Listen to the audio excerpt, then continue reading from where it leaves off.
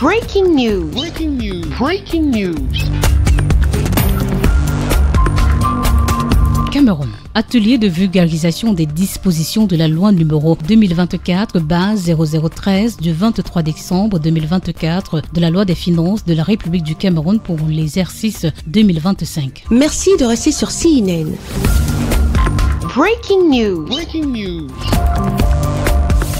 La ville de Douala, capitale économique du Cameroun, a accueilli au courant du mois de février 2025 un atelier de vulgarisation des dispositions de la loi numéro 2024/0013 du 23 décembre 2024 portant loi des finances de la République du Cameroun pour l'exercice 2025 qui institue un prélèvement au titre des frais de visa de travail apposés sur les contrats des travailleurs de nationalité étrangère. Cet atelier que présidait le ministre de l'Emploi et de la Formation professionnelle, Issa Tiroma Bakari, a connu la présence du gouverneur de la région du littoral, Samuel Dieudonné Vahadiboa, du préfet du département du Vouri, ainsi que de nombreux autres invités. Dans le cadre des recherches de solutions à la problématique du financement de l'emploi et la formation professionnelle, le président de la République, chef de l'État, son Excellence Paul Biya, a promulgué la loi du 27 décembre 2022 portant loi des finances du Cameroun pour l'exercice 2023 instituant une contribution financière à prélever sur les visas imposés sur les contrats de travail des travailleurs de nationalité étrangère. Cette contribution financière a été évaluée à 2 mois de salaire et traitement brut pour les travailleurs étrangers non africains.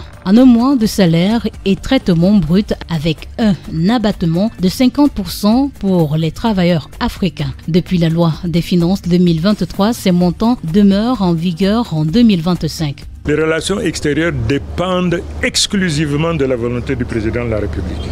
Exclusivement. Nous ne pouvons en parler que si nous recevons une autorisation spéciale. Et dans ce cadre, je voudrais vous dire que le ministre des Relations extérieures, sur instruction du chef de l'État, a reçu les diplomates de tous les pays dont les ressortissants sont présents au Cameroun pour expliquer cette loi et pour demander aux uns et aux autres d'informer leurs nationaux de la nécessité de respecter les lois de la République. Si les résultats obtenus jusqu'ici sont encourageants, l'État attend aller encore plus loin et même exceller dans cette démarche afin de combattre plus efficacement tous ces dysfonctionnements observés dans le but de rendre aux travailleurs camerounais toute sa dignité. J'insiste une dernière fois que toutes les entreprises installées au Cameroun doivent avoir comme DRH des Camerounais. Qu'il s'agisse des entreprises européennes, américaines, asiatiques ou chinoises. Je voudrais donc que ce soit compris par eux, les DRH doivent être des Camerounais.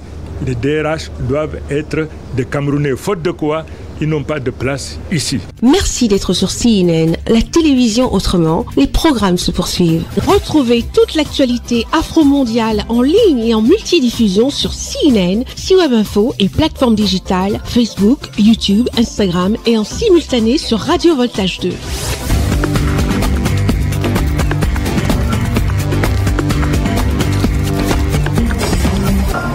Breaking news. Breaking news. Sur CNN.